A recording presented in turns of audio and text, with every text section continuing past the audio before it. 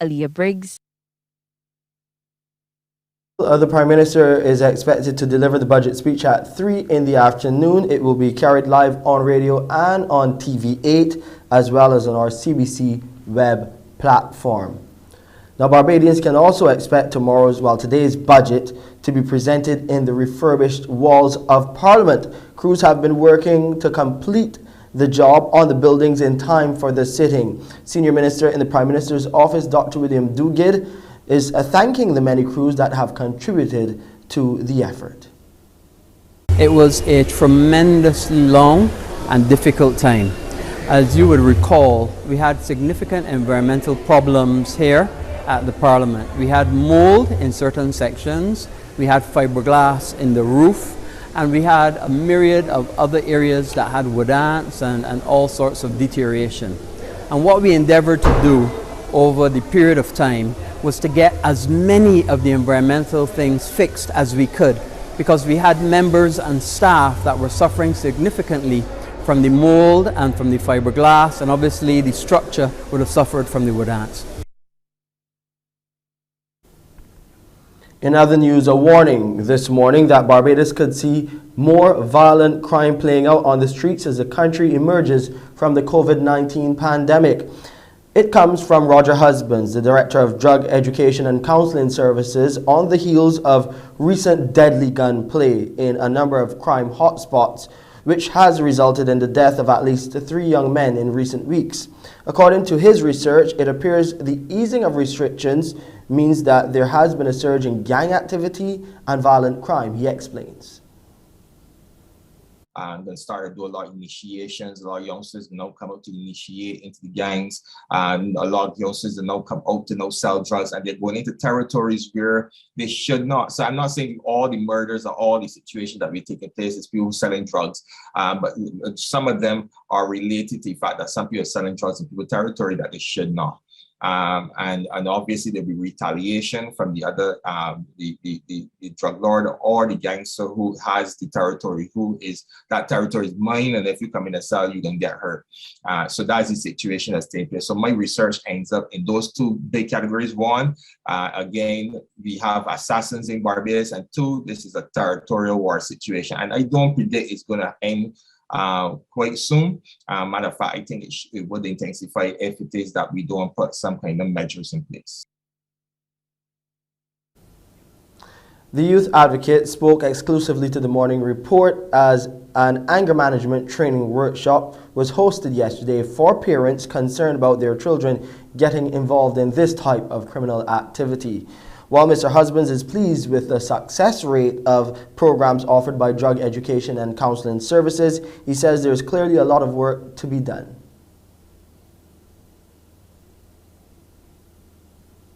We have also, research we did with our program, we most of our students, a majority of them have not returned back to prison or returned back to violent crimes or anything like that, which is very good, because I've been checking all of the articles, I've been checking all of those things to make sure. And however, a lot of the guys that you see now before the courts, or you see now in the newspaper or whatever the case be, have not passed through our program, didn't get the opportunity to pass through our program, and therefore we were not able to assist them. But as they come out of prison now, there are programs to assist those individuals coming out of prison. But anyone could come and get any services from us. We've tracked you right now. We are building a massive youth group. I'm about to meet with some parents this evening. We've also trickled down to St. Lucie, so we started a chapter in St. Lucie. What I try to do is to, as much as possible, get the information out to these youngsters who are here now, who are our future and should be protected. We'll take a break here, but when we come back, we'll have those COVID-19 updates, and we'll shine the spotlight on what's going on the war in Ukraine with the latest updates from Eastern Europe. More to come in a moment.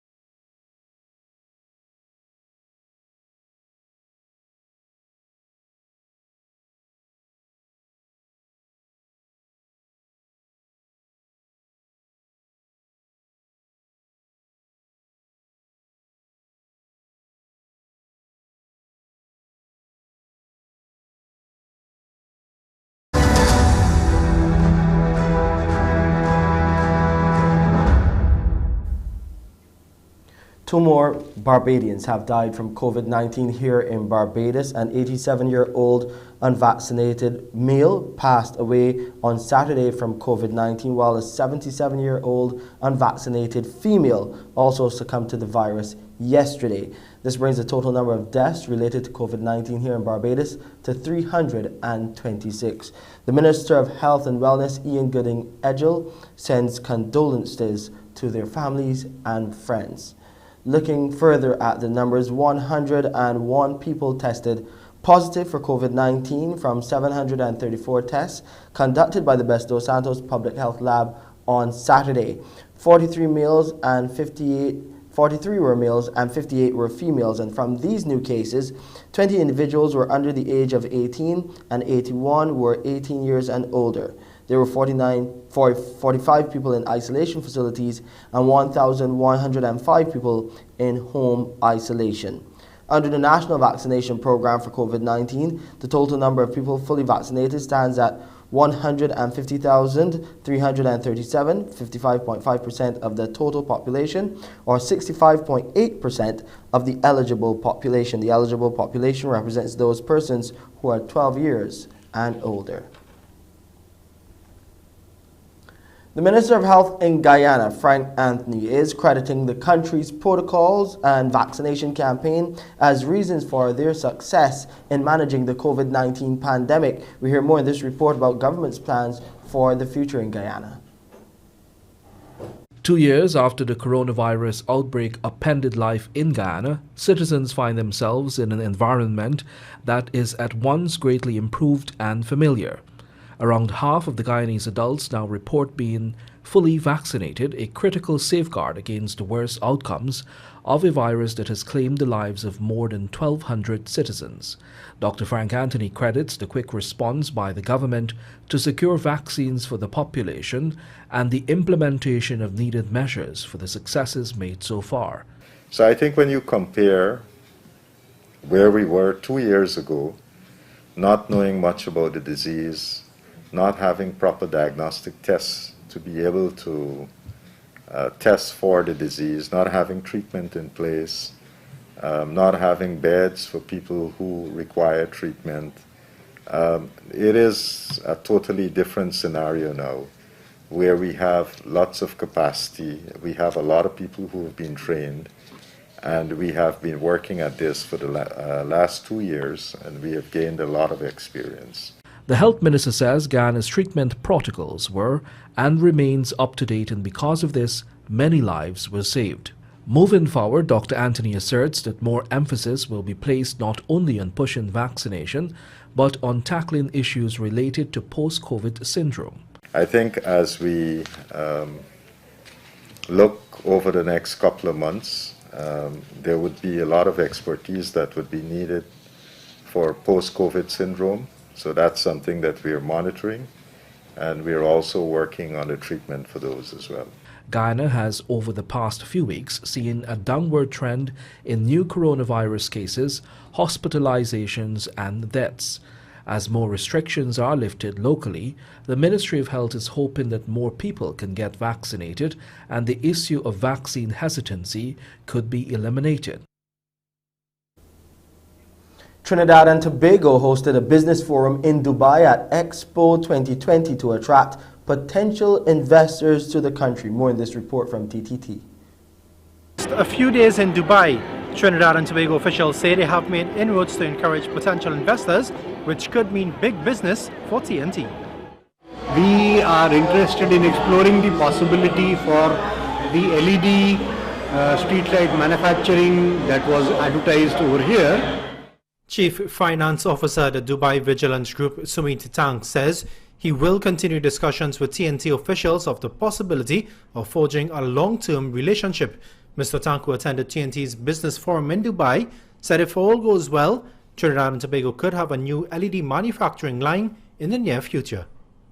We have not come across another country where they have specifically said, okay, we want to do LED streetlight manufacturing. So this is the first time we have come across something like this. Very specific, very direct, and in the right direction. General Manager at Expo TT Danraj Hariprasad noted the importance of such events such as the Expo 2020 Dubai to continue to put TNT on the map. We do a lot of business in CARICOM. I think we're known in Latin America. We have all these trade agreements as well. But there's always potential to look at new markets. And Vice President at Invest TT Pramila Ramdani said discussions have not just started now with potential investors in Dubai.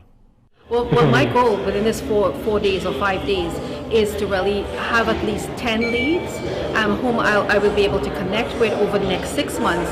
And from those 10 leads, at least have 2 to 3 qualified leads that we can perhaps bring in between 1 million to 2 million into Trinidad and Tobago. TNT's business forum took place at the Abu Dhabi Hall at Expo 2020 Dubai and culminated with a meet and greet event in the afternoon. As the war in Ukraine rages on, neighboring country Poland is heightening security measures. This comes as Russia has made clear that military convoys taking weaponry into Ukraine are fair targets. The declaration threatens to draw Poland into the conflict since it is the main entry point for weapons. We hear more in this report from Al Jazeera. The 82nd Airborne, famous for its role in the liberation of Europe in World War II, here now to answer if war comes knocking on Poland's door. So we were just at the Armauv airfield here in the forests near Przemyśl, sort of tucked away behind all the trees. There was a heavy U.S. military presence there. We asked to see if we could speak to anybody. We were given the contact information for their public affairs officers. We spoke to them and they said that currently that site is under a media blackout and no one's really even supposed to know that it's there yet. Farms and tourist towns unaccustomed to the sights and sounds of heightened state security measures.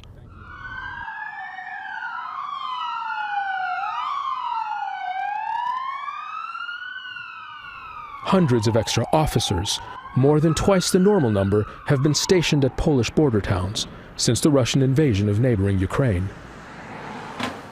Responding to the refugee crisis, but also to respond to what the intelligence community describes as Russian subversion and hybrid warfare. We see some kind of information campaign to destabilize our society, to sow chaos, to sow threats or even panic in Poland and among Polish society. But the second group of threats are more serious. We see that this period of war against Ukraine can also lead Russians, aggressors, to attempt at, for example, organize some kind of diversant attack in Poland, false flag operations against Poland, and some kind of sabotage operation. Lethal aid from Western countries transits through Poland. Ukraine's main ally in Europe, intelligence officials say, could also become Russia's next target. As peace talks in the African nation of Chad get underway, residents there are hoping it brings an end to the instability and violence they have been experiencing. Al Jazeera has been following this story as well. Window maker Mohammed Haroun has owned this shop in Chad's capital for 30 years. He says many historic events have happened during that time, but one event stands out that he can't forget.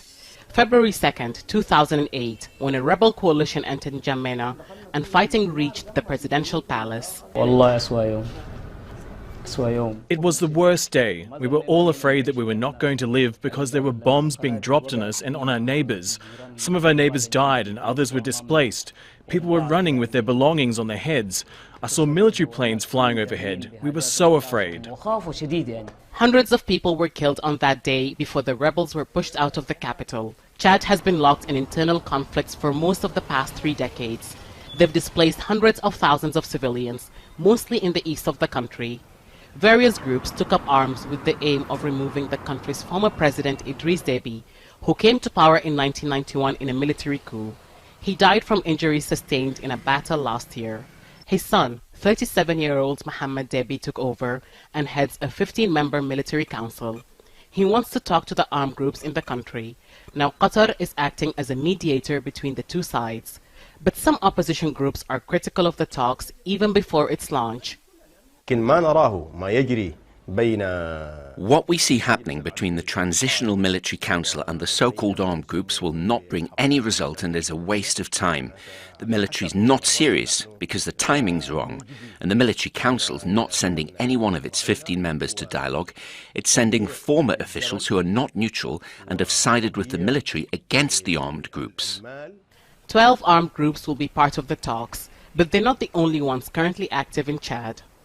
Front for Change and Concord, the group the government was fighting when President Idris Deby was killed, has set conditions before it begins negotiations. Several other armed groups are also not part of the talks in Doha, accusing the government of trying to strengthen its grip on power. That is posing a challenge to the government, which had hoped to bring everyone to the negotiating table. Some analysts say the resistance of those armed groups is a threat to Chad's long-term stability. Things may go the way the military wants, but if the talks in Doha fail and the armed groups that are refusing to recognise the military council continue to do so, the country will enter into a new conflict. They have sizable forces, if not weapons, and Chad is surrounded by countries that are unstable, so without reconciliation, chances of sliding back to a major conflict is high. Mohammed fears conflict too, but hopes negotiations in Qatar can lead to long-term peace and security in his homeland. Let's now pause here and go over to Wendy to find out what's happening on the Monday edition of Morning Barbados to kickstart your week. Wendy, how is it looking there? Well, it's looking great, Shane. A wonderful morning to you and to our viewers. Now, coming up, we're going to be having the Commission on the Status of Women opening up soon.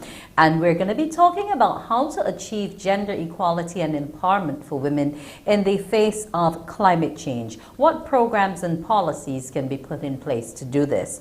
We'll also be having the UWI Faculty of Medical Sciences along with their Health Sciences Bachelor's Program, telling us all about the new careers and so on which can be had through this program. We will also have some conversations with CARICOM. Haiti will be on the agenda this morning, as well as some other issues. And Shane, we'll be talking cricket, Windies cricket. We'll be having some officials along to talk to us about what's been going on. So details to these stories and more coming up at 6:30 on the Morning Barbados. Thank you so much, Wendy. And we'll be getting some cricket in our sporting news as well. And we got some more news coming your way in a matter of moments. Don't go anywhere.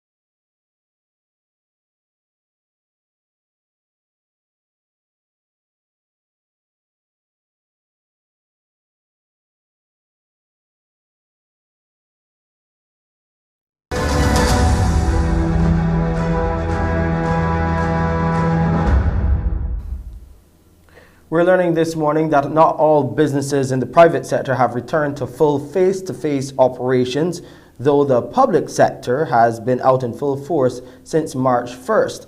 Executive Director of the Barbados Employers Confederation, Sheena Mears Granville, says companies have been weighing the options and making individual decisions.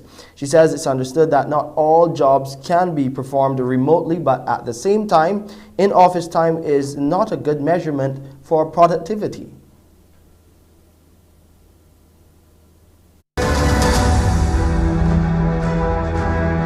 Business continuity and planning for such has been one of the major considerations for private sector companies as they utilize remote and in-person work. There are some employers that have recalled workers to the office, and some are using a phased approach and are in the process of recalling workers, while some private sector companies have continued to utilize hybrid work systems.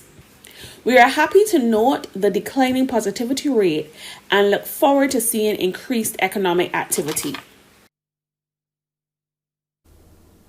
Regarding the public sector's full return, Mrs. Mears Granville says there should be some spin-off economic benefits. There's a recognized economic benefit to persons operating outside of the home. So with the return to work and the return to school, we expect to see an increase in economic activity, and in particular for ancillary services, those services that support persons when they move around, whether that be transportation, food services, cleaning, restaurants, those types of businesses. We expect to see some additional economic activity. In sporting news, the West Indies assistant women's coach Robert Samuels is hoping the huge defeat against India at the ICC Women's World Cup does not affect the confidence of the players too much as they gear up for another tough game, this time against the number 1 ranked Australian women's team.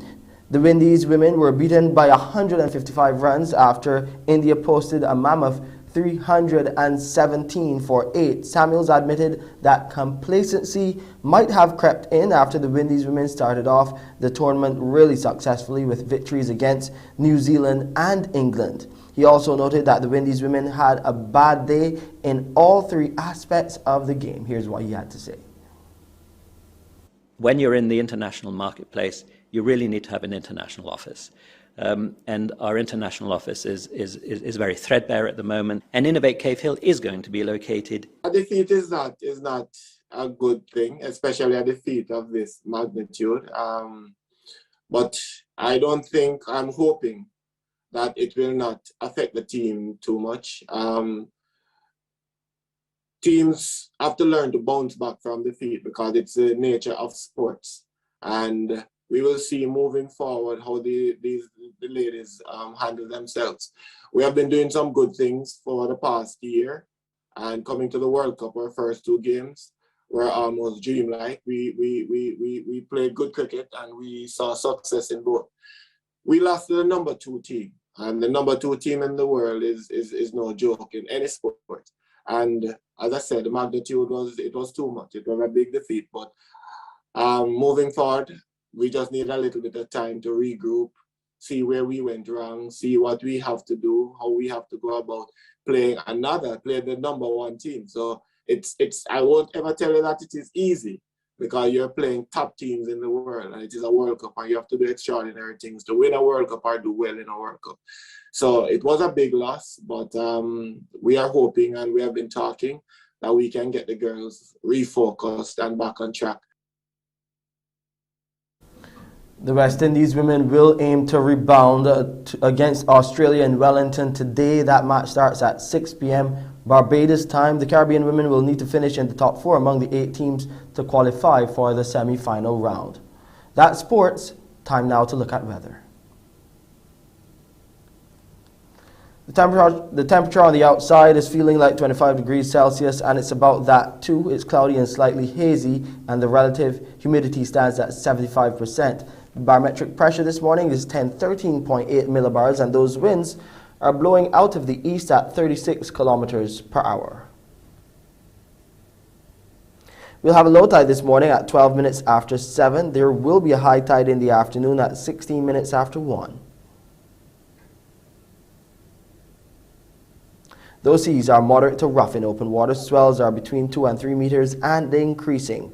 A small craft advisory is in effect for above normal sea swells. It will be partly sunny here in Barbados today with a few brief isolated light showers. And tonight it will be partly cloudy with a few brief isolated light showers. And here's a quick look at the international weather forecast.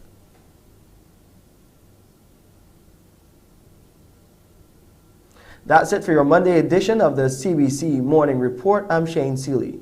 Up next, Wendy Burke with Morning Barbados. Wake up, wake up, wake up, wake up. Barbados, get up. Good morning. Good morning, Barbados. Good morning. Good morning to you. Good morning. Morning, morning, morning. Good morning to you. Good morning. Morning, Barbados. Good morning. Good morning to you. Good morning. Morning, Barbados. Good morning. Wake up, wake up, wake up. Morning to you. Good morning and welcome to Morning Barbados. Now we hope that you had a wonderful weekend and we're going to have an excellent Monday from me and from all of you. Now, first up, the Commission on the Status of Women. We're going to be having two guests along. Tony Broadborough, who's the representative for UN Women Multi-Country Office in the Caribbean, and Dr. Halima Deshong, the senior lecturer and head of the Institute for Gender and Development Studies at the Nitabara unit at the UWI Cave Hill campus. Now, we're going to be looking at the Commission on the Status of Women. It's into its 66th session, and they're going to be dealing with the topic of achieving gender equality and the empowerment of all women and girls in the context of climate change, environmental and disaster risk reduction policies and programs. Now, these two ladies will break this all down for us. Good morning to you. Good morning. How are you? I am well. Good to see you again so soon after International Women's Day. Yes, you as well, Wendy. Yes. Thanks for having us. You're most welcome. Now, CARICOM has done a statement pertaining to CSW 66, and it's very wide-reaching, dealing with a number of areas and sectors in which women are impacted by the whole issue of climate change. Now, if I can just get you, Tony, to break down for us, for those who may not be familiar with it, what the Commission on the Status of Women is actually all about and how it helps our women within the region and the world. Sure, absolutely. The Commission on the Status of Women is one of the oldest of its kind in terms of moments where countries at the United Nations can get together to discuss progress that has been made on the issues of gender equality and the empowerment of women. It has been an instrumental mechanism in really pushing this agenda and promoting women's rights. It actually also led to the creation of the Convention on the Elimination of All Forms of Discrimination Against Women.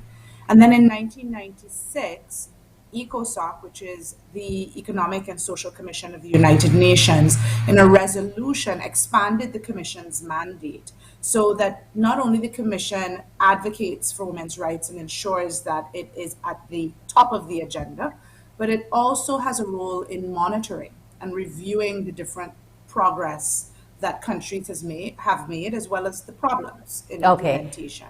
Now, right now, we're facing what some would call a double emergency.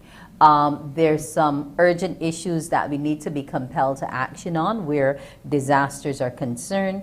And then it's all about the fact that there's still certain things that are beyond the reach of some women with all that's going on globally, Tony. Yeah, and I think that's the reason why one of the things that the Commission is supposed to also do is take one theme at a time and really address the theme and come to an agreement with all of the countries in the world that this is the way in which we're going to approach this theme moving forward. And they also have a review theme. So this year we're looking at, as you said, the double crisis, which is also quite connected, right? The issue of climate resilience is interconnected with the issue of economic resilience. And what CARICOM has been able to do this year is come together, and this is something they used to do all the time, but it took a while to get back on its feet because they didn't have someone at the gender desk there for many years, is to have a statement from CARICOM member states to say this is, as small island developing states, this is a critical area for us, and these are the ways in which we have prioritized action and what needs to be done not only from our states, but states globally to ensure that we have economic sustainability and climate resilience. Okay, if I can go to Dr. Halima Deschamps now, and looking at the fact that there are extremes within our climate change, health issues, you know, a number of gender inequalities, especially socioeconomic ones, as Tony would have mentioned before, along with culture, religious practices, you know, traditional things that have left women in a state of being disadvantaged, no matter how you look at it, and it seems to recur. How can CSW 66 perhaps take us forward into the future that we need for our women? Thanks, Wendy. And just sort of building on what Tony so clearly outlined about the role of CSW. CSW has a mandate to prioritize some of the most pressing issues to advance gender equality and the empowerment of women. And I think with that mandate, that sort of global where trees to come together to decide collectively on actions, priority actions that should occur at the national level, and countries are required to report on their progress on the end. So, for instance, we know that the Commission on the Elimination of All Forms of Discrimination Against Women is a key binding document for which a number of countries globally, the majority of countries globally, are signatories. And CSW is meant to drive that process. I think by prioritizing the importance of us inhering gender equality or gender responsive climate action as a focus for CSW, this is important. And CARICOM having a very strong statement in that direction, given the fact that for us this is an existential issue. You know, our very living and being depends on our to confront the climate crisis. And I also want to say that for a very long time in the Caribbean, we have been managing multiple crises, and these are our ability to respond and our ability to thrive beyond the limits of crises is really contingent on our commitment to ensuring that we address the inequalities that currently exist. So we take, for instance, what the SG has described as a cascading set of crises. We think about how the health crises met a climate crisis met an economic crisis. And we think about the ways in which women are disproportionately affected, because women and men are not affected in the same way by these multiple crises. And part of what I think CSW this year is importantly highlighting is the fact that we have to ensure that our actions account for the existing inequality by gender. But we also have to ensure that women's leadership and women's participation in decision making is done so meaningfully, because women have been leaders on climate action. We think about the role of indigenous women, the role of rural women in terms of food security, but we also think about the ways in which leaving women out of decision making will sort of create a situation in which we do not emerge better from crises. We do not emerge stronger, and we do not emerge equal. So women's leadership, recognizing the historical inequalities, but also recognizing women's leadership in crafting actions that will redound to change is also central in what CSW, I think, is prioritizing this year. Okay. Now, Tony, if I can come back to you now and look at the whole issue of the small island developing states and the role of being gender responsive when it comes to climate change. What are some of the programs that we can point to and look at right now that are actually trying to help bring this about? Yeah, I think this is the most exciting part of it because sometimes we say climate change and people are like, what does this mean for an individual, much less an individual woman versus an individual man? We're looking at the ways in which we have increased impacts like hurricanes, like flooding. I think many of us don't like to remember 2017 where we had the back-to-back category 5 plus hurricanes. The government of Canada and FCDO UK have supported a project called Enabling a Gender Responsive Disaster Recovery, Climate and Environmental Resilience in the Caribbean, short in GENDER. It is led by UNDP with co-implementation by UN Women, WFP, and SEDEMA.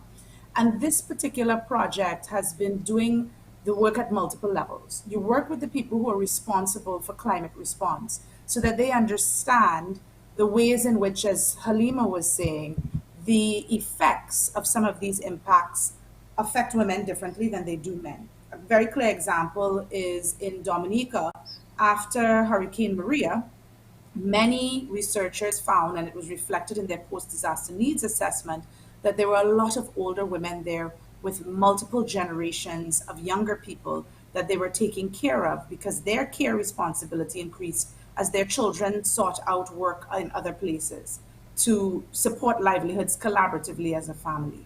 So really understanding just one nuance like that is something that this project has been able to do. We've also been able to support directly not only increased understanding through research of the differential impacts, but also direct support to many women and men farmers. Over 2,000 women and men farmers across the Caribbean have been able to benefit from this project. We also have a Human Security Trust Fund project that does similar work with farmers so that they have the business, legal, and climate resilience expertise to improve the way in which they do their work as well to manage these shifts happening around us. Okay. Now, a double question for you here now, Dr. Deschamps. In terms of building the resilience of women and girls within organizations, how would we do that? And also, how do we look to strengthen the programs which respond to the sexual and gender-based violence against women? Thanks for that question. And I think one of the important points for us to recognize on the first part of your question is the role historically that Caribbean women organizing has played in center the gender equality priorities that we must pursue. So women's organizations, regional women's network, as well as national women's network and local women's network have been significant in mobilizing for legislative change to promote gender equality, supported by entities like UN Women. And I think it's really important that we recognize the role of women's leadership and women's organizations, so to speak. I think the state has tried the Caribbean states have tried their best to sort of ensure this happens at the level of the state gender machinery, whether it's a gender bureau, a women's desk, historically, women's affairs, gender affairs divisions. And I think actually funding and ensuring that resources go in the direction of women's organizations doing this important work on the ground continues to be important. And these organizations working alongside a sort of emboldened state. So states who have national gender policies, climate change policies must ensure that climate change policies are in conversation with their national gender policies and that gender mainstreaming happens in a sort of holistic way. But that part of that work is ensuring that they engage women organizing at national, regional, and community levels. Okay. Right? And funding that becomes important. As it relates to sexual and gender-based violence, I think that we have enough data, we have enough reports to indicate that with the onset of crises, whether it's economic, climate, health crises, you have an escalation in violence against women. So Tony spoke about the increased levels of care that women have had to undertake and have to undertake in the context of disasters, COVID, etc. But we also see an escalation in gender-based violence and sexual violence against women and girls. With some orders, for instance, we know girls out of education also means greater exposure and greater risk to sexual and gender-based violence.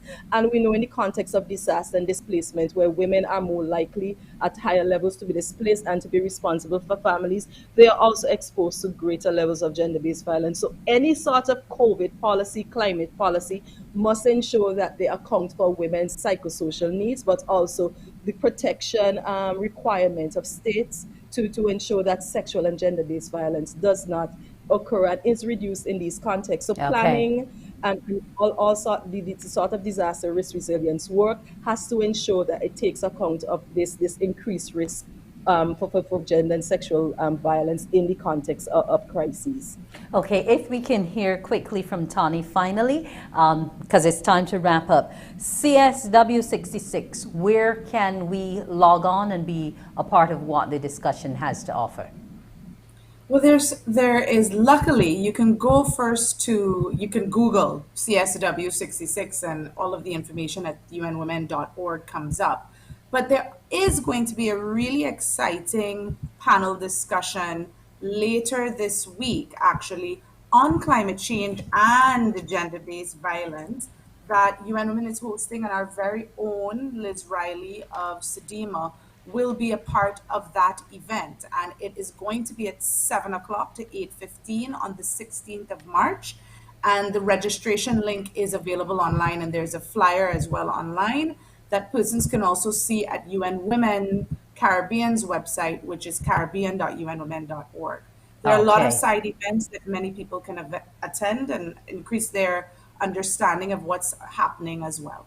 And we know that both of you ladies will keep us tuned in to exactly what is happening with women and their fight for equality. I want to thank you both for coming this morning. Tony Broadbent, the representative UN Women Multi-Country Office in the Caribbean, and Dr. Halima Deschamps, who is the senior lecturer and head of the Institute for Gender and Development Studies at the Nita Barrow unit at the UWI Cave Hill. Ladies, have a brilliant morning. You too. Thanks, for you having too. us. Bye. Morning Barbados will be back after the break. Morning, morning, morning. Good morning. Good morning to you.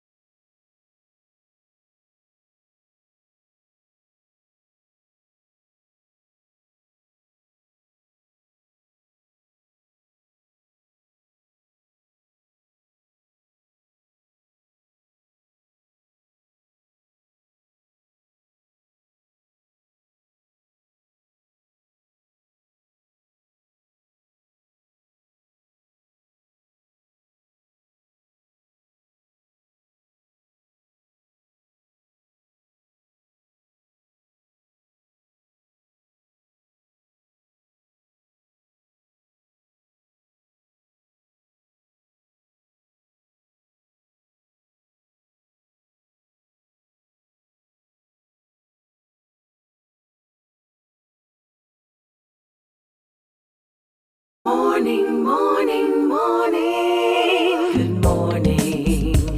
Good morning to you.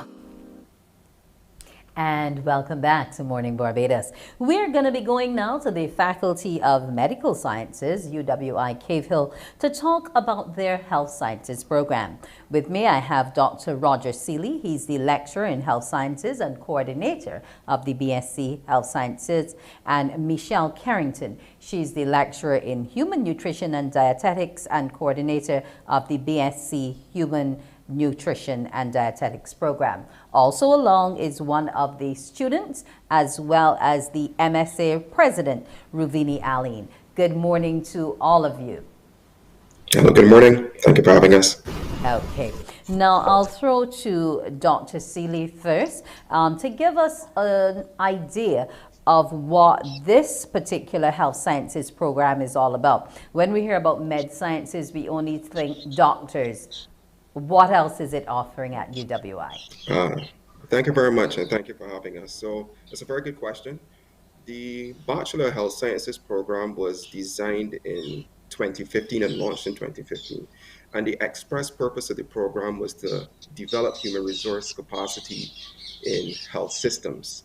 So a health system generally is all persons, organizations, and activities that are responsible for the promotion, the restoration, and maintenance of health. So the Bachelor of Health Sciences was designed in such a way to provide persons who are trained in areas such as health administration and management, in nutrition and society, environmental health, community health, biomedicine, humanities, and society, and also our newly revamped program in health informatics. So all of these skill sets are necessary to maintain, to develop, and to also innovate the health systems within the context of Barbados, the Caribbean, and also internationally. So that's the purpose of it. Okay, if I can go to Michelle Carrington. Now, with all of the NCDs in Barbados and the level of obesity, I'm sure that your program must have quite a calling for in terms of who they can handle and the fact that is needed. Definitely, and thank you again for having us. And yes, you are absolutely correct. The numbers are staggering as it relates to the chronic NCDs and the implications and the complications that are associated with these conditions.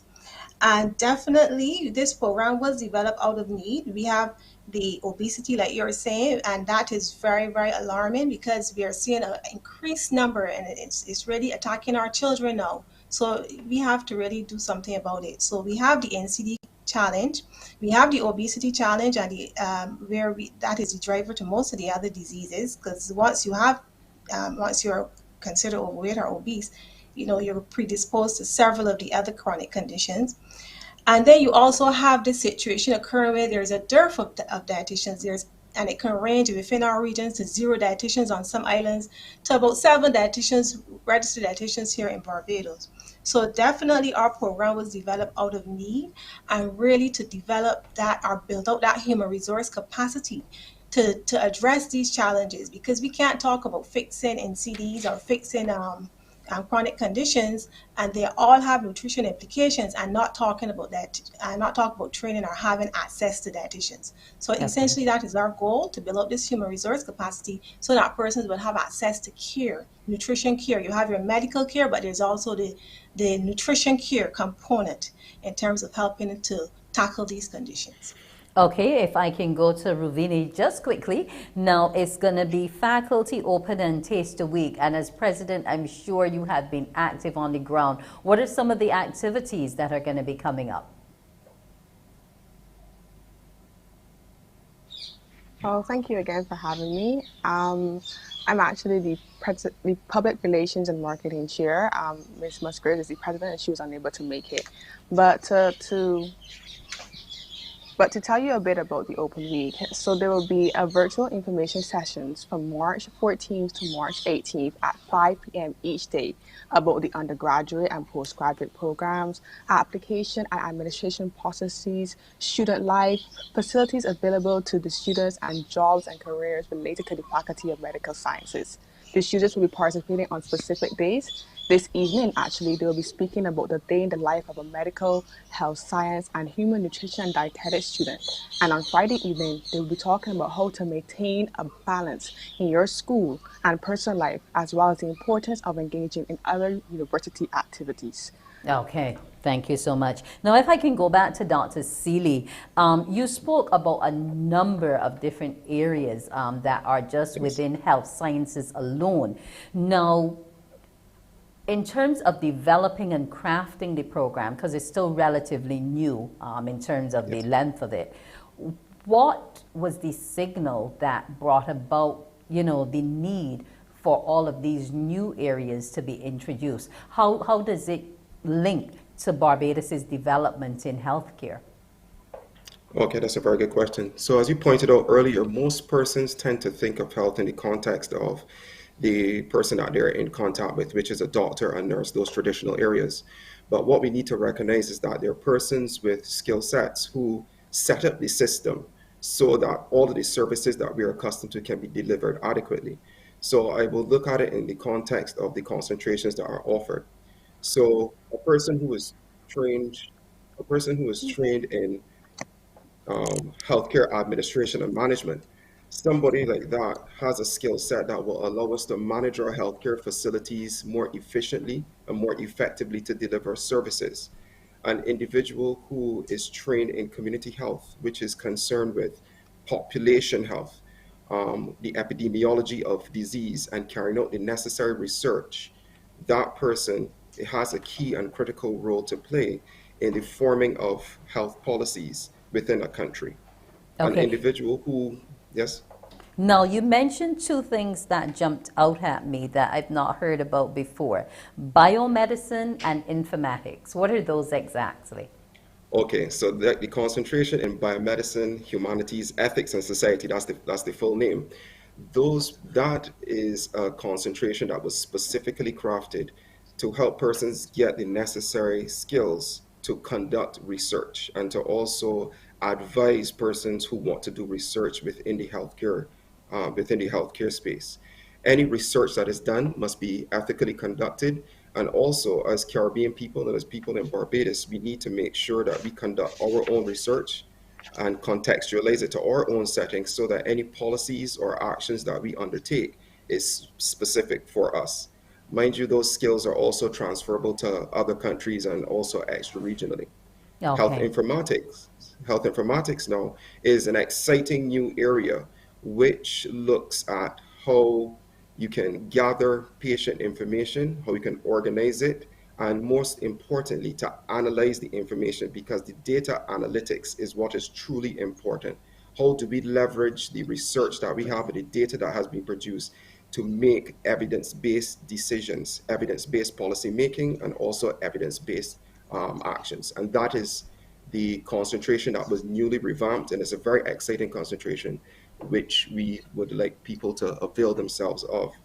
Okay. Now, if I can go quickly to Michelle in terms of the registration for the nutrition and dietetics program. Now, you mentioned that there's a dearth of dietitians in the Caribbean, but how many can the faculty actually hold every semester, every intake rather? So currently for the upcoming semester, our projected intake will be 30 persons. It is a smaller program. These health sciences programs are smaller programs, and you would appreciate that.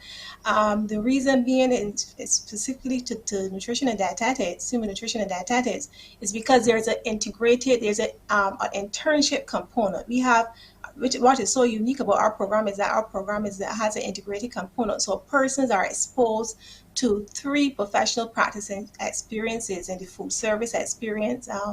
They have the community as well as the clinical. Our program is also very clinically driven. So 30 persons at present, that is our intake that we propose for next semester. Now we just have a few seconds before we wrap up. So from you, Ravini, what has your experience been like in the program?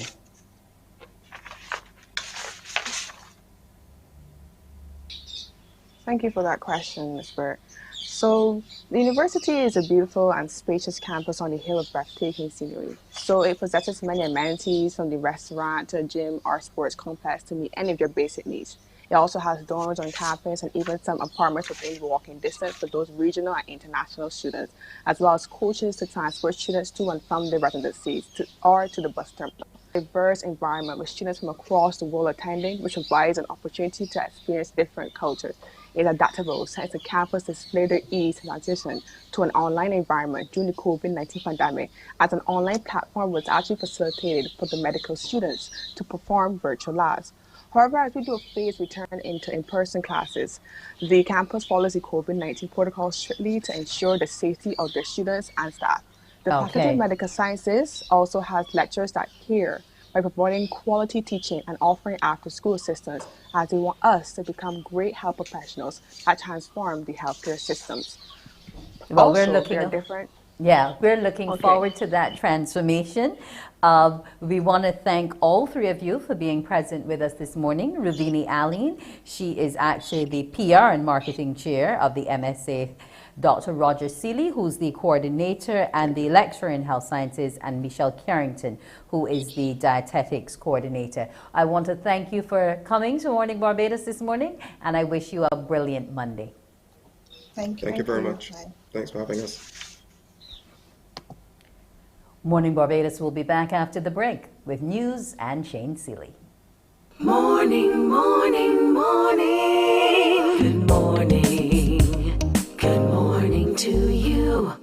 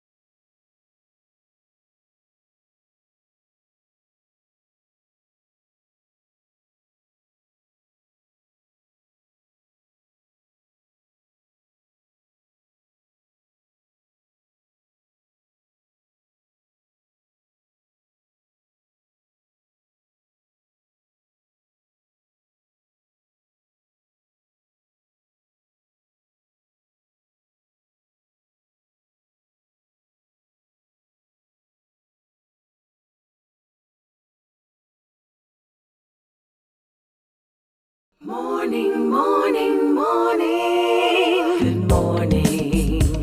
Good morning to you. Good morning, I'm Shane Seeley with your headline news. Prime Minister Mia Moore-Motley is expected to deliver the budget speech today at 3 in the afternoon. It will be carried live here on TV8 and on radio and on our web services. As Barbadians await the details of this budget speech, we are hearing that some tough measures could be on the horizon. Our Aaliyah Briggs has more. Government may implement tough measures given the challenges experienced over the last 2 years. It's the view of finance professor at the University of the West Indies, Cave Hill, Dr. Justin Robinson. He's described this year's budget as one of the most important in Barbadian history, as it comes during a time of great global uncertainty. Coming out of the COVID-19 pandemic, where you had an 18% decline in GDP in 1 year. That is more than twice, almost 3 times the decline for the entire 2008 to 2018 period. The economy is already weak. That we would have had a build-up of debt. And in the last 2 weeks, the world has changed with the war in Ukraine, where on top of those problems, as commodity prices, oil, gas, that drive the global economy, as their prices spike, we are facing another dramatic recession. Given those circumstances, Dr. Robinson believes government could move to boost the economy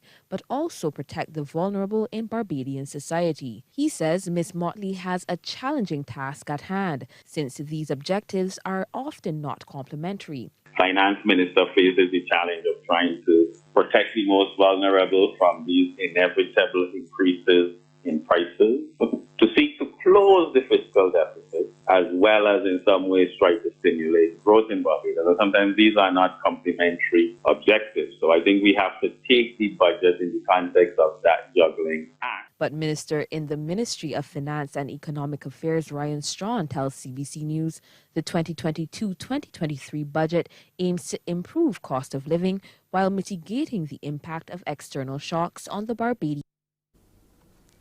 There's a warning this morning that Barbados could see more violent crime playing out on the streets as the country emerges from the COVID-19 pandemic. This warning is coming from Roger Husbands. He's the Director of Drug Education and Counseling Services. And it comes on the heels of recent deadly gunplay in a number of crime hotspots, which has seen at least 3 young men being killed in recent weeks. According to his research, it appears the easing of restrictions has seen a surge in gang activity and violent crime. A lot of youngsters now come out to initiate into the gangs, and a lot of youngsters now come out to sell drugs, and they're going into territories where they should not. So I'm not saying all the murders or all the situations that we're taking place is people selling drugs, but some of them are related to the fact that some people are selling drugs in people's territory that they should not. And obviously there'll be retaliation from the other, the drug lord or the gangster who has the territory, who is, that territory is mine, and if you come in a cell, you're going to get hurt. The youth advocate spoke to the Morning Report as he hosted an anger management and training workshop yesterday for parents concerned about their children getting involved in a life of crime. While Mr. Husbands is pleased with the success rate of programs offered by Drug Education and Counseling Services, he says there's still a lot of work to be done.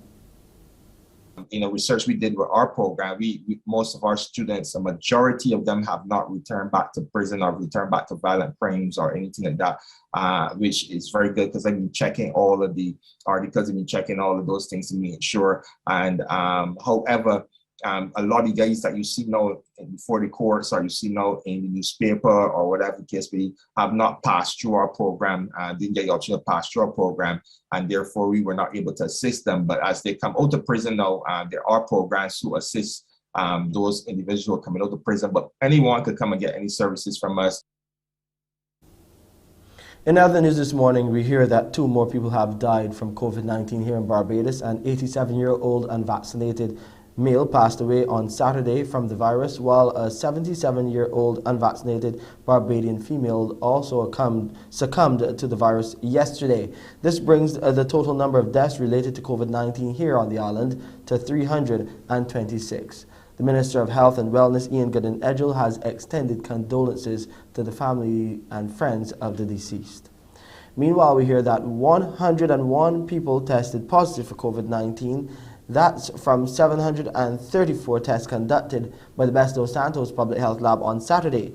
43 were males and 58 were females. From the new cases, 20 were youngsters under the age of 18 and 81 were 18 years and older. There were 45 people in isolation facilities and 1,105 people in home isolation. And that's your headline news. I'm Shane Seeley. It's back to you, Wendy. Why, thank you, Shane. And we'll take a break and return after this commercial. Morning, morning, morning. Good morning. Good morning to you.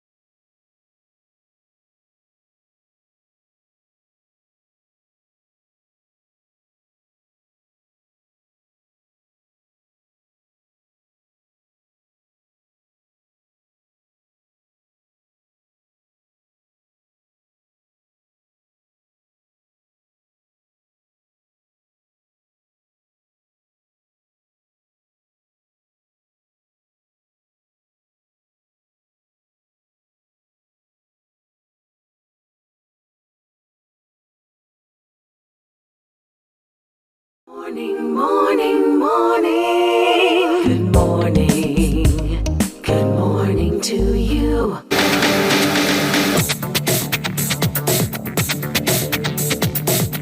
It's now time to win with Cure Oxygen.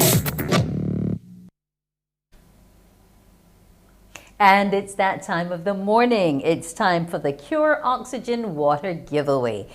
Cure, we are giving you this morning the opportunity to win a 12-pack of Cure Water, a polo shirt, or a face mask. Now, these are three very exciting prizes, and you need to get to your phone lines 228-5562, 228-5563. Now, Cure Oxygen Water goes beyond hydration, and it challenges everything that you thought you knew about water. Why? Because it helps you to discover great health and your limitless potential. Cure, available in supermarkets across the island, manufactured by SMJ Barbados Limited. Now, time for a question. The oxygen bubbles are bioavailable. What does that mean? The oxygen bubbles are bioavailable. What does that mean? Call us 228-5562, 228-5563 for the Cure Oxygen Water Giveaway. Cure. Energy bubbles are bioavailable. Tell me, what does that mean? And as you know, Cure Water does a lot of things for the body, does a body good. It's supercharged with pure oxygen, electrolytes, and it also has an ultra smooth taste. Good morning to you. Good morning. Yes, what's your answer? Is it good for the body? It is good for the body. No, that is not the answer, but thanks for trying, and be sure to go to the supermarket and get your Cure Oxygen Water. Cure Oxygen Water, remember, it's more than hydration. It does a body good. Limitless potential with Cure Oxygen Water. It's available at Jordan's and other supermarkets across the island. Call us 228-5562, 228-5563 if you have the answer. Good morning. Good morning. And your answer? The bioavailable means that it goes around the body and it's available for use by cells that need it. Oh, wonderful, wonderful. We have a winner this morning, and if we can let her see what she's winning with that great looking polo shirt and face mask that we have available from Cure. Now give your information to our producer on the line, and she will tell you exactly how you can receive your prize from Cure Oxygen. This is what you will be winning. So it's a great time for our winner this morning. Our question once again, the oxygen bubbles are bioavailable. What does that mean? And the answer is that it's readily available for use by any cell that needs it. Cure Oxygen Water Giveaway, and we had a winner this morning.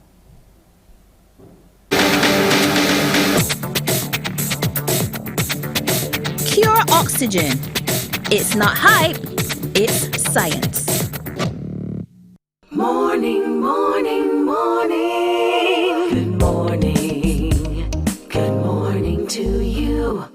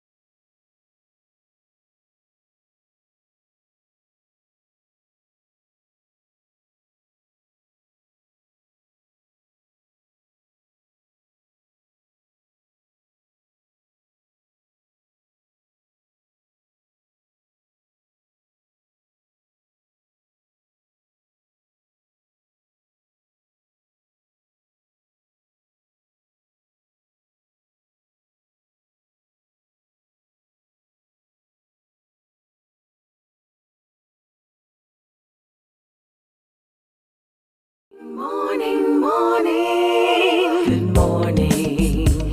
Good morning to you.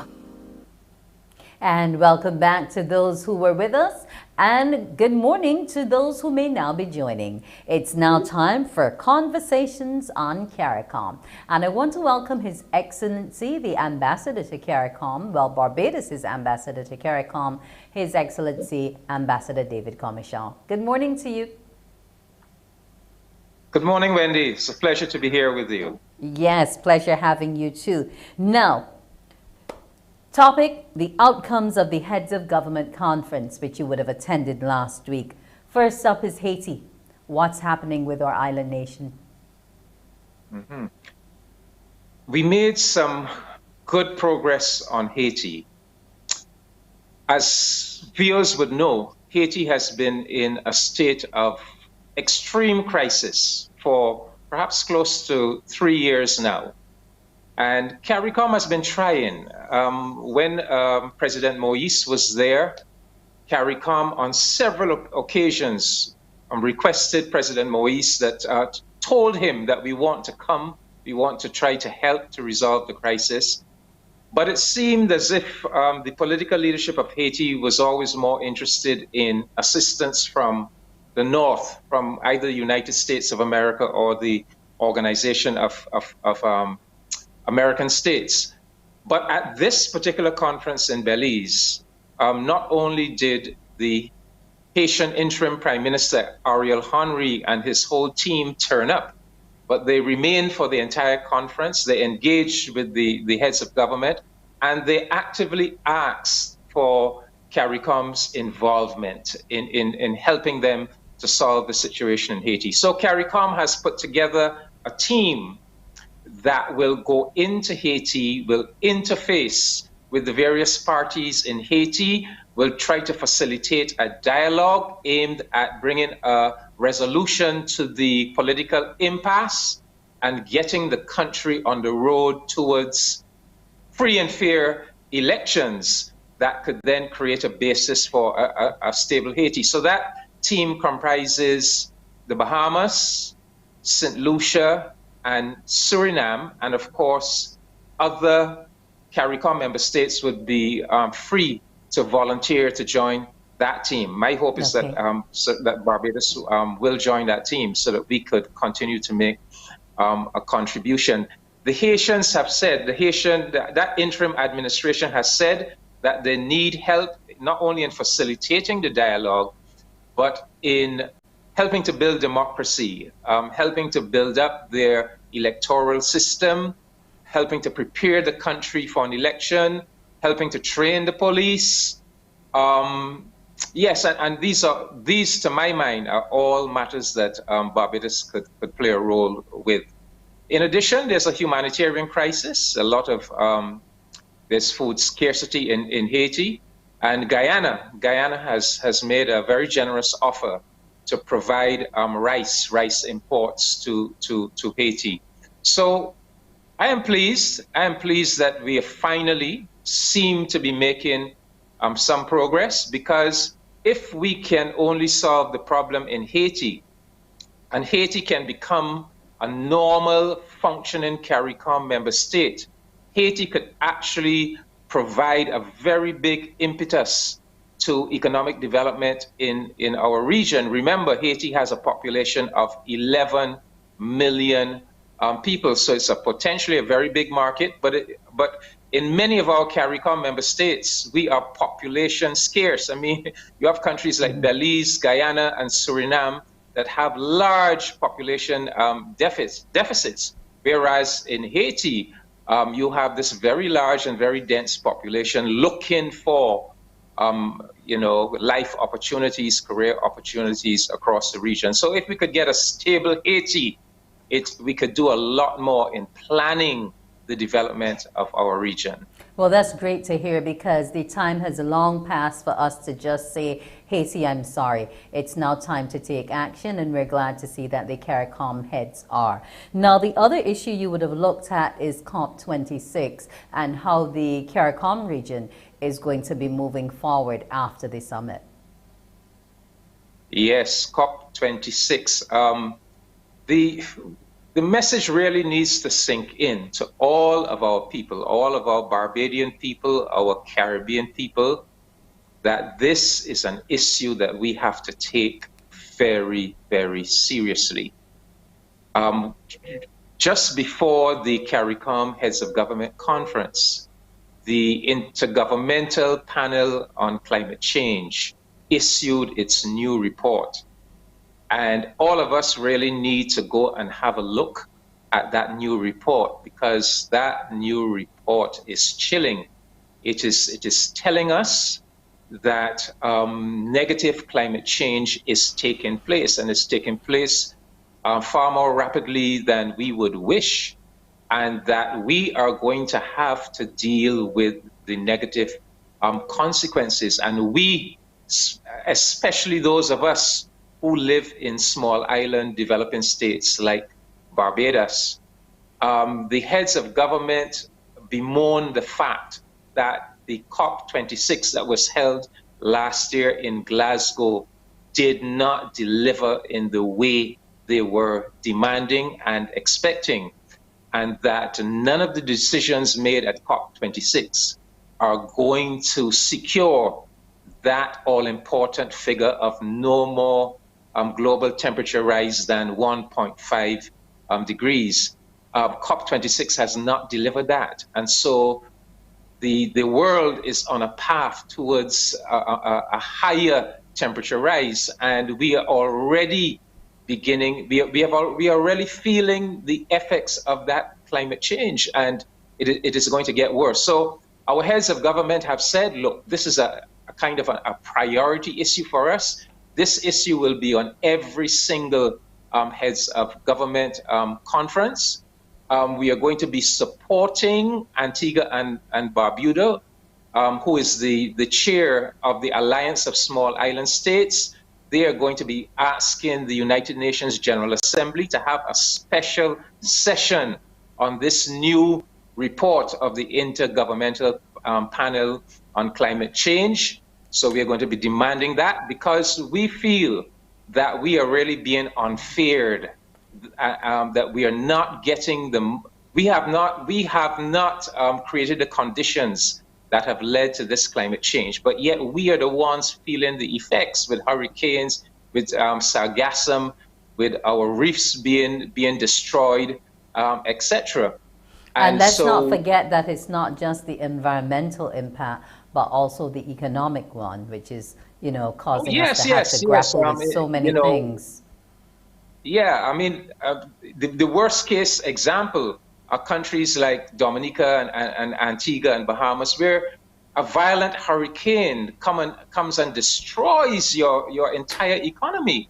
And then you have to rebuild virtually from scratch, and you have to incur hundreds of millions of dollars in debt. So we are saying, look, the world, these big countries that have caused this problem, we are going to be demanding more.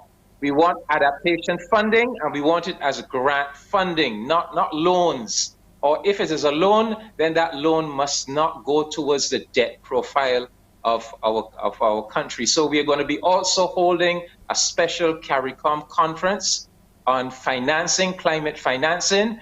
We are going to be, the heads of government have said to our Council on Trade and Economic Development and our CARICOM Community Center for Climate Change that they must follow up on COP26. They must follow up on the road towards COP27. We are going to be very, very proactive in holding these big countries accountable for the climate financing, for compensation for the loss and damage that we are experiencing. So the message I would like to send out to our people, especially our young people, because this is really their issue, is that just like the heads, we must embrace this issue. We must take it very seriously. We must educate ourselves about this issue, because this is going to be a key issue for us.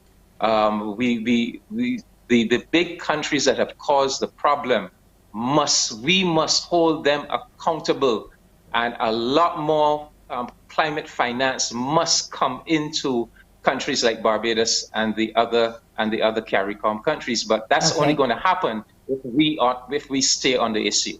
Now, also coming out of the Heads of Government Conference, because you mentioned the issue of debt financing before, but I understand that the rest of CARICOM is looking to take a leaf out of Barbados's book. And much like the success of our BERT program, or Economic Recovery Program, CARICOM is looking to do a similar thing. Yes, Wendy.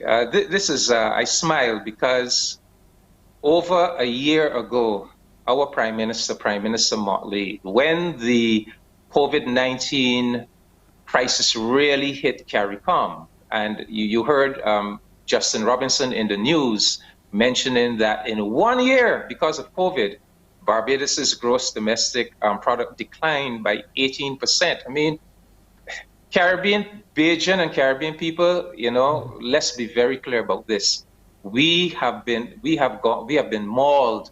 We have gone through a mauling with COVID-19 and its impact on our economy, and the entire Caribbean is in a crisis as a result of this. So over a year ago, Prime Minister Motley said to the region, look, let us come together and have a serious collective approach in dealing with this crisis, so that we can find a way to recover collectively. And Barbados has experience in this because we have had to deal with a national economic crisis. We came up with this BERT program, and there are many lessons in this BERT program that Barbados will be willing to share with the rest of the region. Okay. If that initiative was not taken seriously, a year later, they have recognized that Ms. Motley was on the right track. And let me just quote quickly from the communiqué. The heads of government agreed to resuscitate the CARICOM Economic Recovery and Transformation Working Committee under the guidance of Prime Minister Motley to serve as a clearinghouse for the many recommendations being tabled to guide the economic recovery and transformation process in the community. They agreed the working committee would be open-ended with core membership comprised of the Bahamas, Barbados, Belize, Grenada, Guyana, Jamaica, Trinidad and Tobago, and the governor of the Eastern Caribbean Central Bank. It would be coordinated by the Secretary General of CARICOM. They further agreed to include the president of the Caribbean Development Bank, the chief executive officer of the CARICOM Development Fund, and the chair of the CARICOM Commission on the Economy. That's Professor Prasad. So a year later, they have come around to the wisdom of Ms. Motley. And so we are going to see a much more collective approach now to how we can recover from this crisis. And it is hoped that this whole recovery will also assist the British Virgin Islands and some of our other associate members, yes? Well, that's a slightly different issue. That's an issue now of governance. And I'm glad you mentioned that, because quite often when we think of CARICOM, we just think of the independent nations, you know, like Barbados, Jamaica, Trinidad, etc. But we need to remember that CARICOM actually has 5 associate member states. They're not full members, but they're associate members because they are still colonies of Britain. And that's the British Virgin Islands, the Turks and Caicos Islands, the Cayman Islands, Bermuda, and Anguilla. And we in the independent Caribbean, we don't pay enough attention to these territories that are still colonies. Right now, the British Virgin, since Britain did Brexit and came out of the European Union, it seems that Britain, whereas when they were members of the European Union, they were allowing more self-governance and self-determination to these still remaining colonies. But it seems that now that they have come out of the European Union, they are now trying to reassert their control over these remaining colonies. So right now, the British government has instituted over the past year a commission of inquiry into the workings of the government of the British Virgin Islands, the administration, And there is a suspicion among all of the associate member states that Britain is moving in the direction of putting curbs on their self-governance, on their self-determination. So this is a very serious issue because for us in CARICOM, we want the entire region to be independent. So we are giving support and solidarity to the administration of the British Virgin Islands in the face of what seems to be a very serious threat to their self-governance and their eventual movement towards independence. Okay, well, we know we've moved past independence now and we're a republic, and we would want all other countries to be able to be in charge of their sovereignty. I want to thank you so much for joining me this morning, Ambassador Commission, and I'm wishing you all the success as you move forward in your work, especially in terms of Haiti, and for us to get that CERT program off and running. Thank you so much, and do have a brilliant morning. Thank you, Wendy. I'll keep you posted on the progress made. Thank you so much. When Morning Barbados returns, we'll be having lots of sport because we'll be talking sport. Cricket and knapsack, that's coming up. Morning, morning, morning. Good morning. Good morning to you.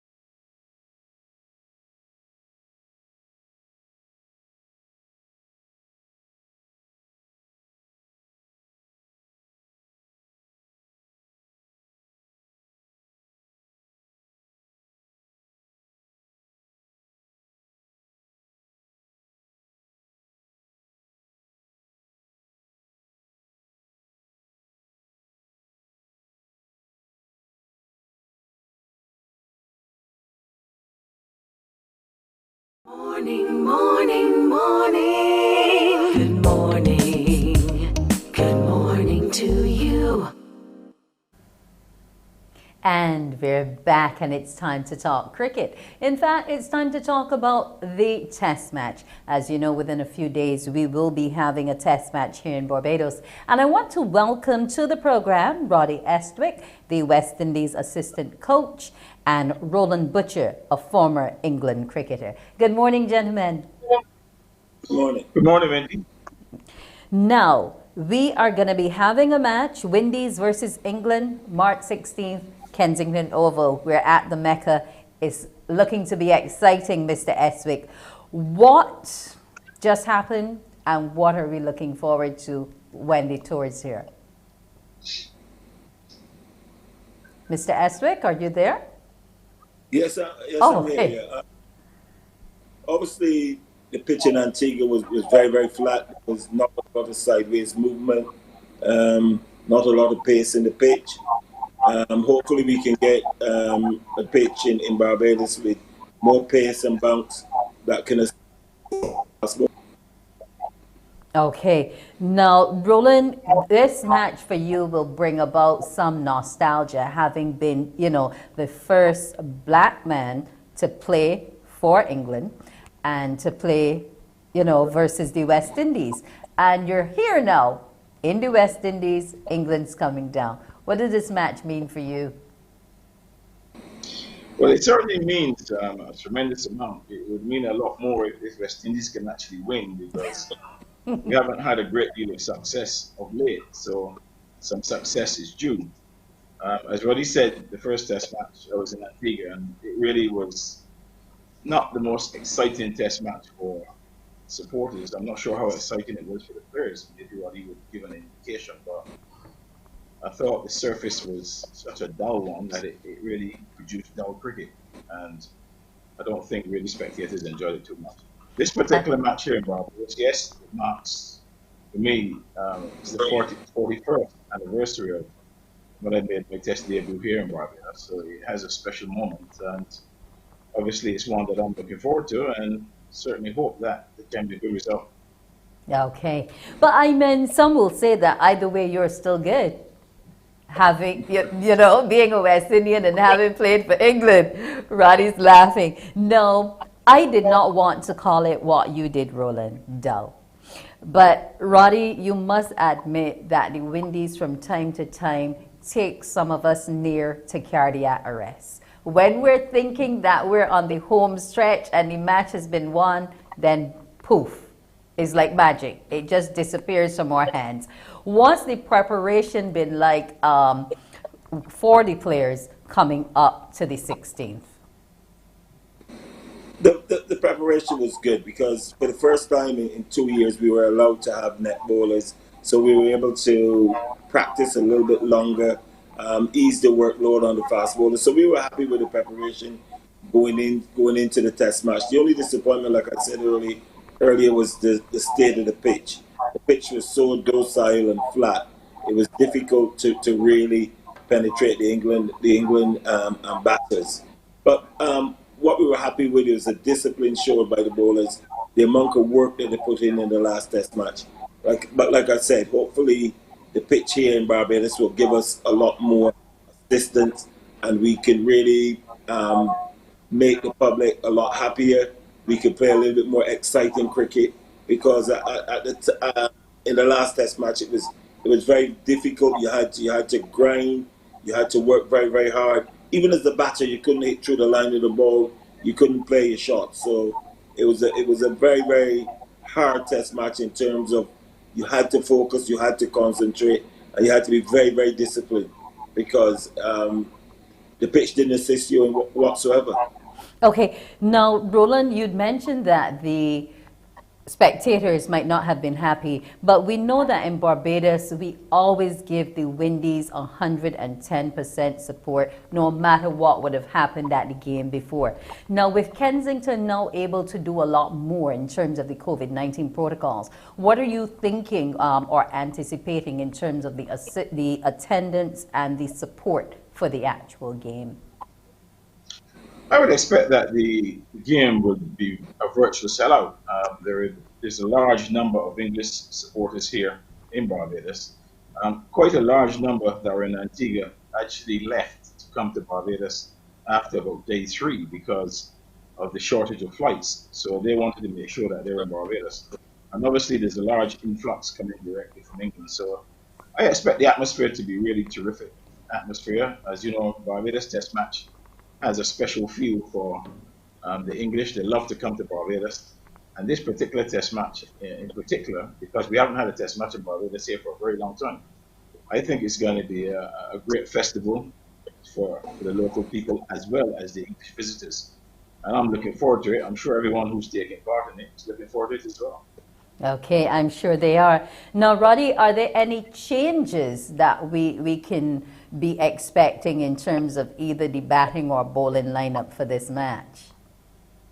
Well, we've kept the same 13. It was announced yesterday. The 13 hasn't changed.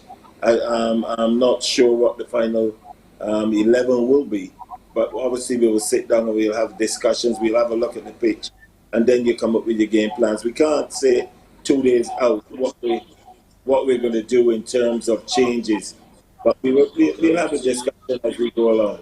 Okay, and those 2 days, no doubt, are going to have some rigorous preparation for the team?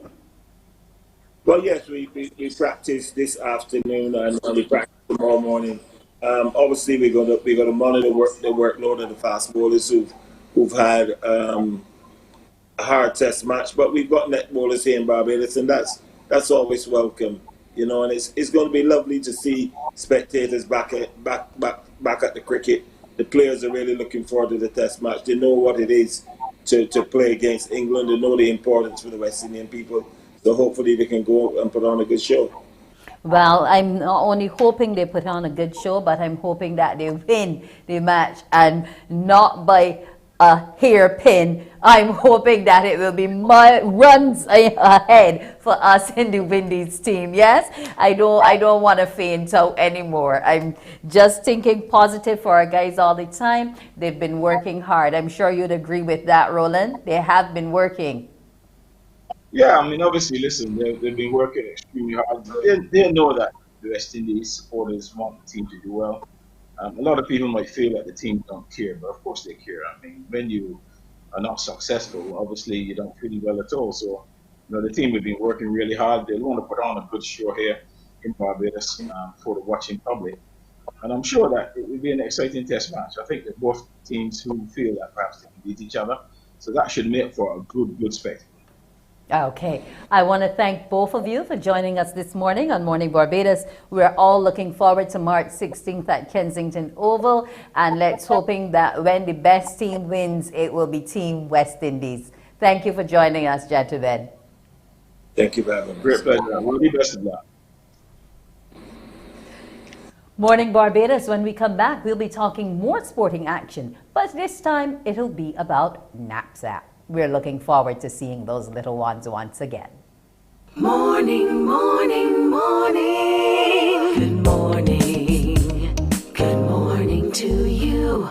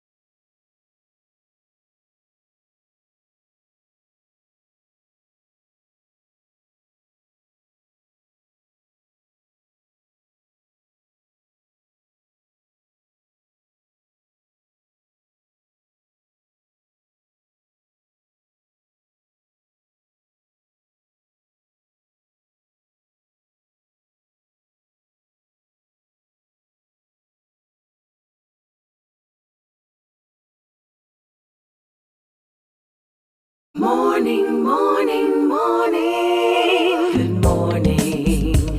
Good morning to you. And we're back. We're talking knapsack. And there's going to be something called the Zonal Get Moving Day Festival. Julian Pierre, who's the championship director of knapsack, will be here to tell us all about it. Good morning to you, Mr. Pierre. Hey, good morning, Mandy. How are you?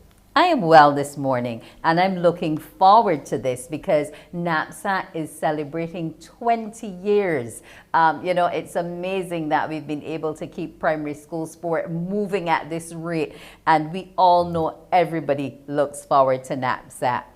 Now, this event, Get Moving Day, what is it all about, and how is it going to be staged in terms of the various zones?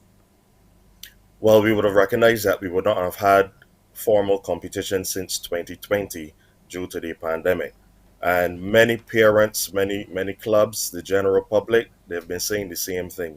It has been too long since we've had competition, since we've had activity.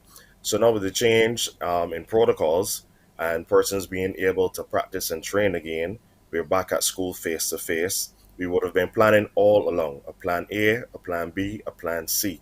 If anything changes, let us get back to moving.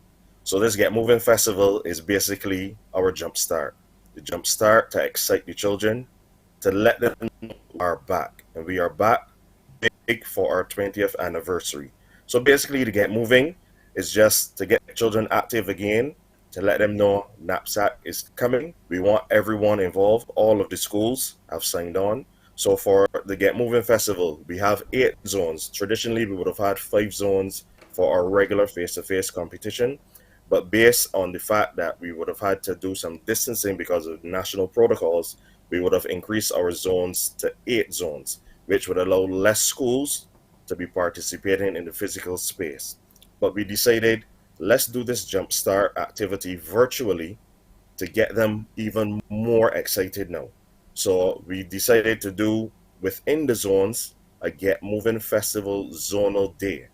So starting from this morning at 9:30, we would have the schools separated into zones. They're going to log in to the Zoom link that we provide, and we're going to have the instructors, PE teachers, so physical education teachers from the public system, and also the National Sports Council athletic coaches are going to be conducting the activities for today.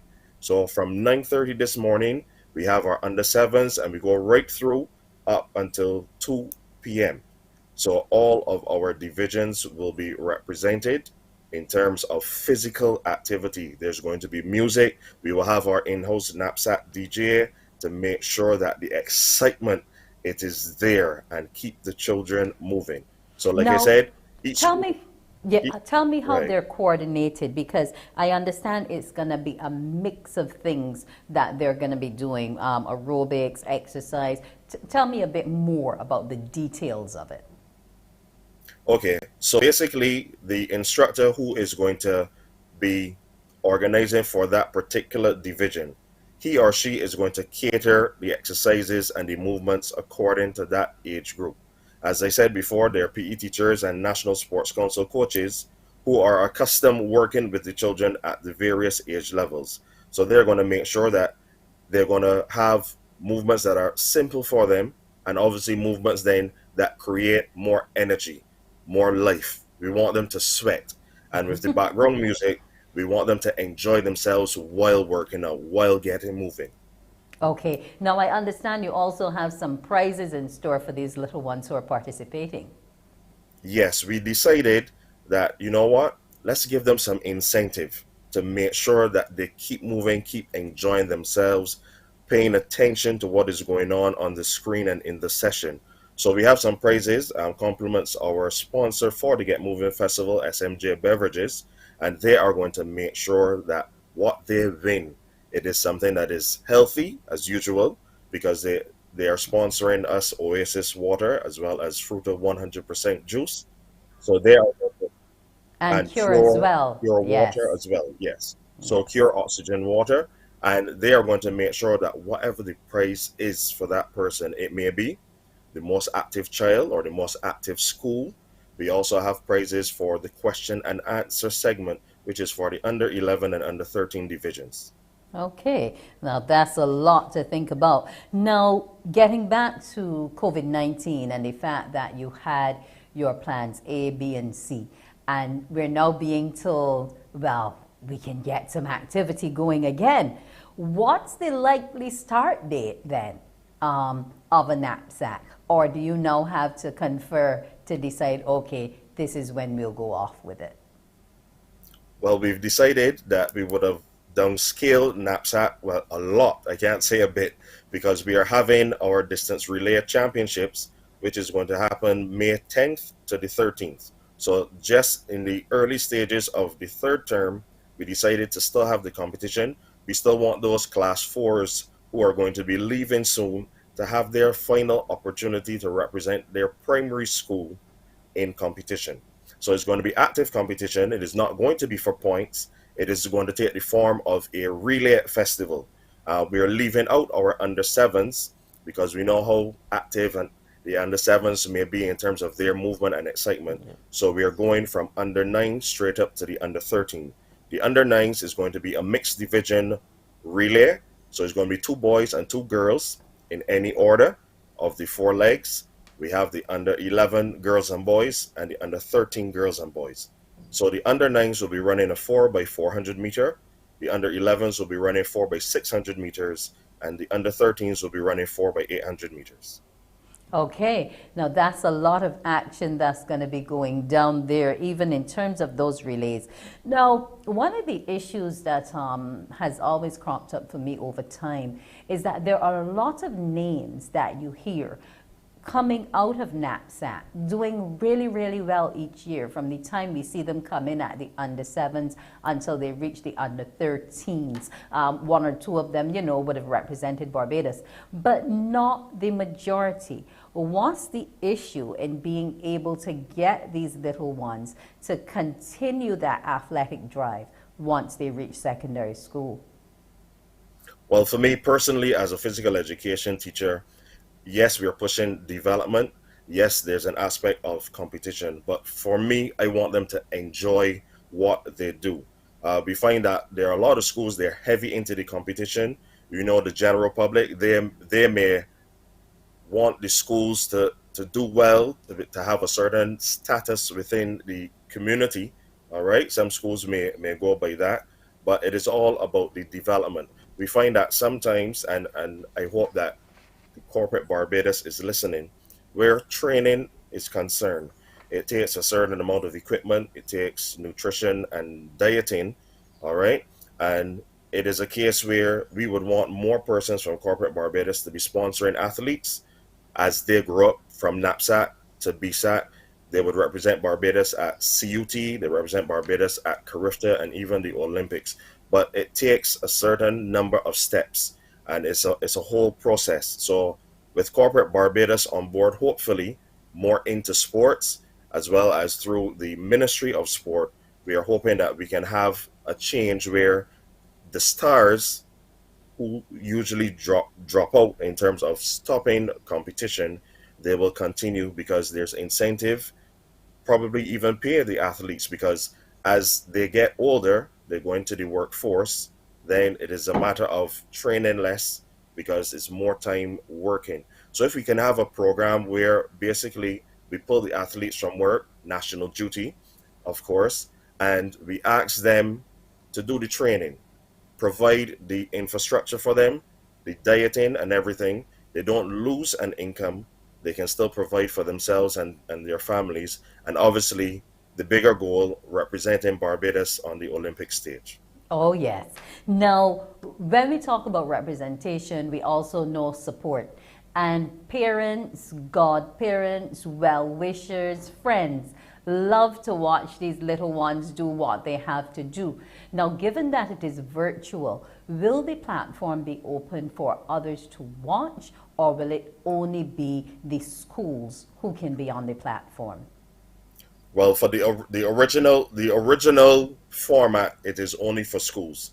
So we would have created links for each zone for each day, and we will send those links out to the schools, and they are the ones who are going to be participating. So the individual schools will share that link with their athletes, because some of them are still using the blended approach. Some are in today, some are not in today. So if your school is participating today, then the link will be sent to those athletes, and they would be able to sign on for that particular day. So today we begin with the Andrea Blackett zone. So those schools who are participating in the Andrea Blackett zone, those are the ones who will be able to participate.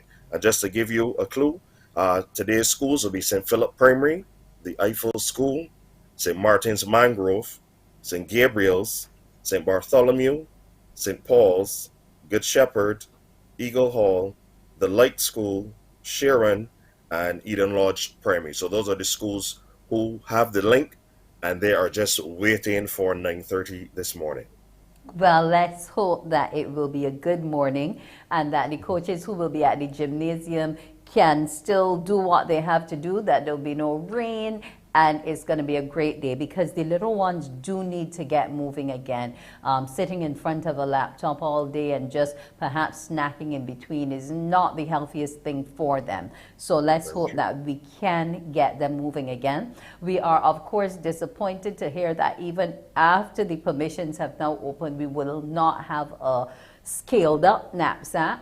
But nonetheless, we are thankful that our young people can be out there and be athletic once again. Now, before we leave, Julian, what else is happening for your 20th anniversary? Anything else exciting that the public can be a part of? Well, we are actually having a special Athletes Awareness Walk that is going to be 7th of May this year. So we're including our special athletes. Now, normally we have special athletes who participate for a regular NATSAC competition. We have schools like the Erdison Specials, and there are athletes who are from different annex departments and special departments who participate on behalf of their school. But we decided for the 20th anniversary, we wanted to showcase and highlight them just by themselves. So this is going to be an opportunity where we bring awareness to the public that there are athletes who, even though they are special, they would have different disabilities, they can still participate, they can still be active. So that is going to happen Saturday, May the 7th, and we're also going to have an awards ceremony and celebration on the 28th of May, as well as we culminate the 20th anniversary celebrations. Okay, well, that's wonderful. Sounds like you have a lot of things under your belt. And here's hoping that you find the energy to keep going, because as we know, it's not easy dealing with these little ones who can get so restless and in a COVID environment to boot. Yes. So I want to thank you so much, Julian Pierre, the NAPSAC Championship Director, for joining us this morning. And here's hoping that Get Moving Day is a success. Do have a great morning. Thank you very much. Thank you. You too. Morning Barbados will take a break. Morning, morning, morning. Good morning. Good morning to you.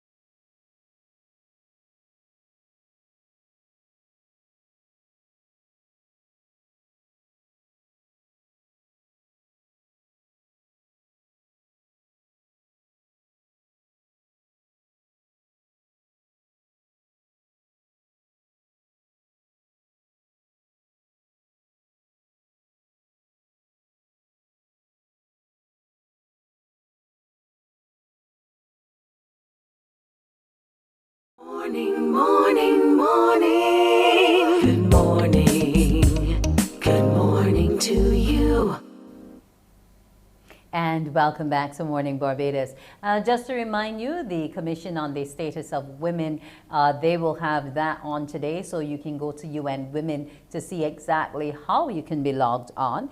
And there are also some other women that we need to take note of in terms of this whole disaster risk management prevention and how it impacts gender. We have Asha Cambon, who will be a part of that, and she is a disaster risk management and gender equality expert within the Caribbean.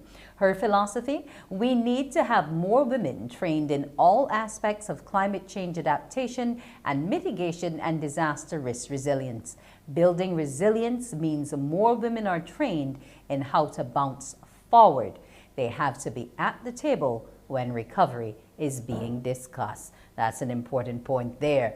And also, who will be part of those sessions will be Elizabeth Riley. She's the first ever female executive director of the Caribbean Disaster Emergency Management Agency, SEDEMA, here in the Caribbean. She believes that hazard impacts us within CARICOM states, and they're radically changing and exacerbating the existing vulnerabilities. The loss of livelihoods impacted women greater than it impacted men, simply because of the structure of employment within those particular productive sectors, including the tourism sector. So those are the things you have to look forward to coming up. There's NAPSAC, and then we will be heading to the Mecca on Wednesday for West Indies versus England. So there's lots to look forward to starting Monday. I want to wish you a magnificent Monday. I'm Wendy Burke. Wake up, wake up, wake up, wake up. Barbados, get up. Good morning. Good morning, Barbados. Good